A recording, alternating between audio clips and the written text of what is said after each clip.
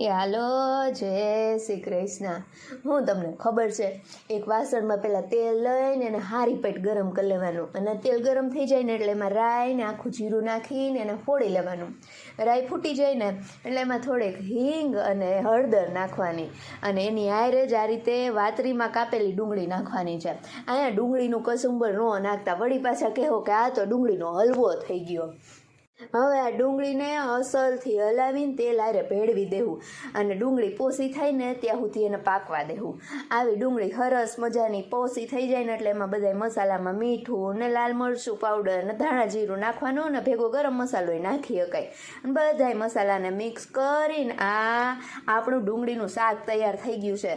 ગરમા ગરમ શાક રોટલી રોટલા હારે તો ખાવાની બહુ મજા પડે. જો તમને વિડીયો ગમ્યો હોય તો વિડીયોને લાઇક કરજો અને મારી ચેનલને સબસ્ક્રાઈબ કરજો ભેગી તો લઈ તાણે વિડીયો જોવા હાટું થેન્ક યુ હો.